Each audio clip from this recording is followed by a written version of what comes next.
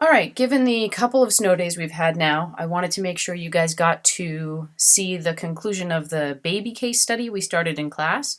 So I'm going to run through that on this video, and that way you can find out what happened and also be able to study off of this as we get closer to the upcoming exam.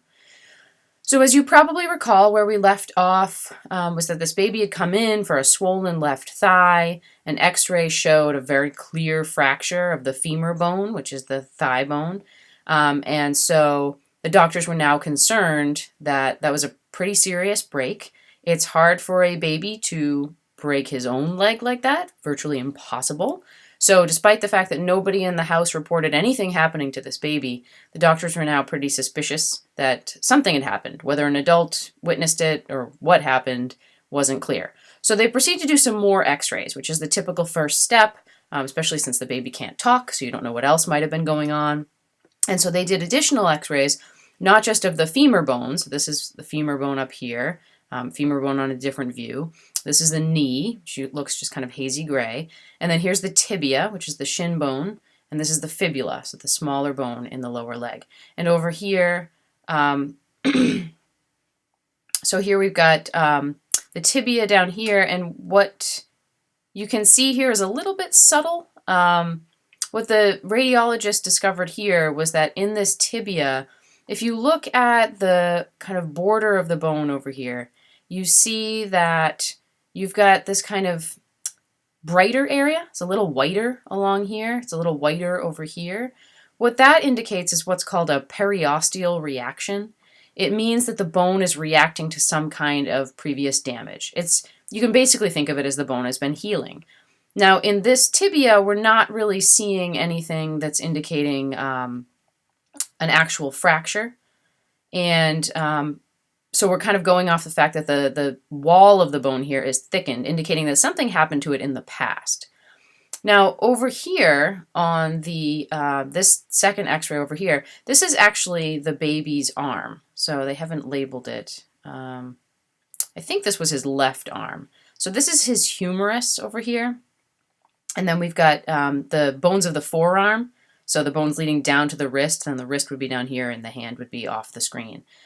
So if looking at that, what you want to try and do in order to try and see if there's anything wrong with the bones here is you want to trace along each bone and just look at the edges of it. And if there's anything where there's like a little interruption or something looks a little wonky, that should draw your attention. So just pause the video for a moment. Take a look at all the bones pictured in here in this baby's arm and see if anything jumps out at you or suggests to you that something might be going on in the arm as well. So we know something's going on in the shin bone. We already knew there was a fracture up in the left femur, and now we're trying to see if there's anything going on in the arm here. So pause it, see what you can find, and then we'll come back and see what we can all conclude. So now that you've looked at this arm bone, what I see as I'm doing my tracing along these bones here is in this bone, as I trace along, there's something kind of funny going on right here. It's not as obvious as when we saw the previous femur fracture, which was shattered. But here we see there's like almost a little kick out of the bone's surface. And then over here, we've got a little haziness over here. And then across this bone, we've got a very faint gray line and then some brighter white around it. So this is another way that a fracture can look. Not all fractures are like pieces shattered and sticking out at weird angles. So in this case, we know there's been some trauma to this baby's arm as well. So at this point, the doctors are quite concerned. They've proceeded to do x-rays of the baby's whole body. So you can see we've got x-rays of the chest. So here's the chest cavity. Here's the baby's heart. Hanging out here, this big blobby looking thing. And then these are all of his guts. So his liver is hanging out here. This fluffy gray thing is his stomach. And then we've got intestines down here. But mostly what we're looking at in these x-rays is his bones. So we've got a chest-on view. So we can see his ribs. We can see his spine somewhat. We're not seeing his skull. And then we've got another view of his spine over here to get a separate view, see if there's anything going on here. And this one is pretty subtle. This is something where a radiologist would probably look at this and and maybe see something here. And so in fact, what the radiologist saw, you can see in the description down here, it says the vertebral body of T12 appears much flatter than the other thoracic vertebrae.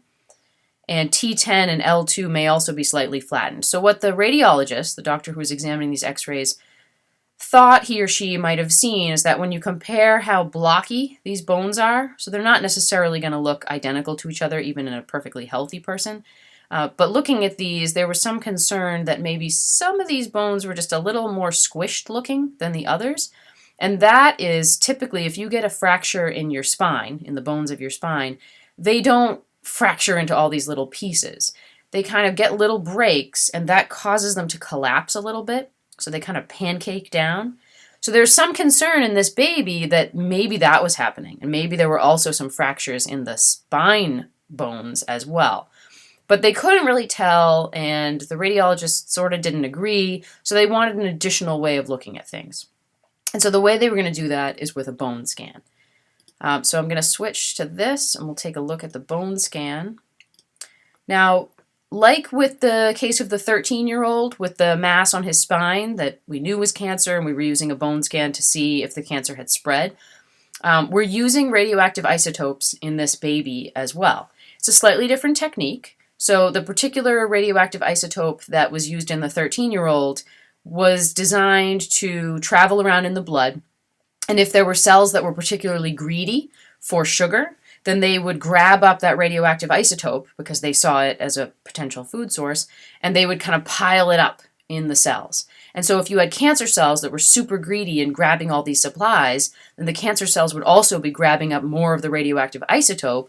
And when you put your gamma camera on to detect those radioactive isotopes, you'd find them piled up in the cancer cells because those were the most active cells in the body. Now, this is a slightly different radioactive isotope. It's not the same kind of atom that we used in the 13-year-old boy. This atom, this kind of isotope they use in this baby, is designed to head specifically to bone. And if there are areas of the bone that are very active, more active than bone cells next door to them, they're going to show up darker. Because the same reason. Because they're more active, they're growing faster, they're dividing faster, they're working harder, they're going to take up more supplies than their neighbor cells. And if they take up more supplies generally, they're going to take up more of the radioactive isotope as well. And then when we put our camera on, we're going to detect more radioactivity coming out of those very active places in the bone than in less active places. So once again, what I'm going to have you do is pause the video. You're going to look at these images of the baby. So we've got one that covers the head down to the pelvis, and then we've got one that kind of takes the skull off and covers the whole lower body from the neck down. And what you're going to do is just scan the whole thing and make some notes on what jumps out at you, what is looking a lot darker than the bones near it. And what you're going to try to do is figure out, there's generally two reasons why something shows up really dark on a radioactive scan, and that's because it's either very active for normal reasons or because it's very active for disease reasons or pathology reasons or bad reasons. So what you want to do is scan this baby's bones, see if there are any things that jump out at you as being really dark, and what we're then going to try to sort out is which of those dark spots may just be normal and why, and which may indicate something bad going on. In this case, we're looking for more evidence of damage, potentially from abuse. So pause it, take that time, come back when you've put together your list. All right, welcome back to the bone scan. All right, so scanning this bone scan, you can definitely see the whole outline of this baby's skeleton, but then you see places that are darker than others. Right, so we can see the outline of the ribs, we can see up here at his shoulders, dark spots. We can see, so this is his right femur, right thigh bone, left thigh bone, pelvis is here, and then here's his shin bones. And so what we're looking at is we see a lot of dark blobs, like at the end of his femur, top of his tibia. End of the femur, although there's this, top of the tibia, bottom of the tibia, bottom of the tibia. So we see a lot of kind of symmetrical spots all over his body. Here again, we have both shoulders are dark, both elbows are dark, the pelvis is dark, the ribs are dark, and then a lot of parts of the skull are dark. Now, what we have to figure out is how many of those spots are normal and how many aren't. Because in a baby, the bones are growing very, very fast. So bone cells are demanding a lot of supplies, they're growing quickly, they're dividing fast, and so normal, fast-growing bone cells are going to show up very dark on our scan. And sure enough, that's what we're seeing like here and at the shoulders. Babies' bones grow from the ends out. They don't grow from the middle. So the places where you see the most active cells, demanding the most supplies, growing the fastest, dividing the most, is at the ends of those bones. So those spots are normal. So the fact that he's got dark spots at his shoulders, dark spots around his knee, down by his ankle, that's normal. The other category of reasons why something would light up on a bone scan, though, is that the bone is working really hard to heal itself because something's wrong with it. And so this baby came in for that bad break in the femur bone, and sure enough, the left femur is crazy dark. So all along the length of it, this bone is working very hard to start healing that damage. So we knew about this break. We also had found in the right arm, the right forearm, there was a fracture up there too, so we can see that on the bone scan. Rather than one of these normal spots at the ends of the bones, when we see a spot right in the middle of a bone, that suggests that something's wrong. So this is another spot where the bone is working hard to heal. If it's working hard to heal, it needs more supplies. As it takes up more supplies from the blood traveling near it, it's going to take up more of that radioactive isotope, and we can detect that with the camera. So we knew about that fracture. We knew about the femur fracture. We knew that there was something wrong with the shin bone on one side. So you can see this is a lot darker than the one over here. So this one's trying to heal as well. But what we were most curious about, the reason why we did this bone scan, was because we needed information beyond what the radiographs could tell us, beyond what the x-rays could show. And it was mainly because the radiologists were concerned that there were fractures in the spine too. So looking at this spine, it all looks kind of just normal level, like all kind of equally hazy gray. Same thing over here. I don't see any big dark black blobs. And that's what we would expect to see if there were fractures in the spinal column.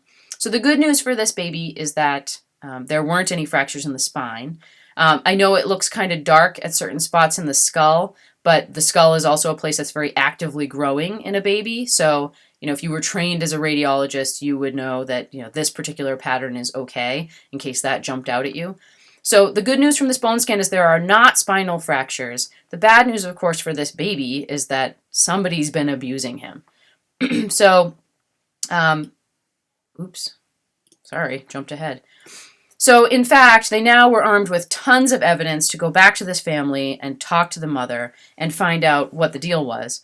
And even though she had reported not having seen anything, when they went back, so they took this evidence, they presented it to the family, and it was clear this kind of damage is not something that a baby could do to himself. It's not the kind of damage that a little kid could do to another baby. And the other thing about this is that because these fractures were all kind of at different points of healing, some of them were older than others, it means this wasn't a one-time thing where the baby rolled off the couch, which certainly wouldn't do this kind of damage anyway. But if that were the story, we have evidence from the bone scan and the x-rays that there have been multiple fractures and they didn't all happen at the same time.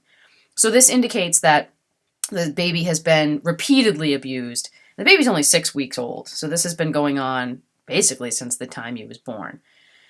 He was doing well in the hospital, so they kind of repaired the fractures as best they could, stabilized him, and he was placed directly into a foster home. He did not go home with the mother.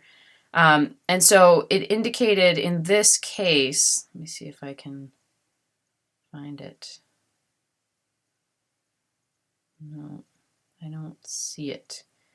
In this case, it turned out that even though the mother said that she, didn't think that there was any abuse going on, they found that it was the father, and that when he had been left alone with the baby, it sounded like he'd been the one committing the abuse. So this baby was placed into foster care. The 2 other little kids that lived in the household, they were taken out of the home and placed into foster care. Unfortunately, I don't have any other follow-up on this case. So it's a pretty sad case in its way, for sure, but at least the intervention was done, and with this technology, we were able to present the evidence that this baby had been repeatedly abused, and it was more than enough justification to get this kid to a safer place, and hopefully to get these young parents on track to understand what they were doing and why they would have to change things in order to get their son back.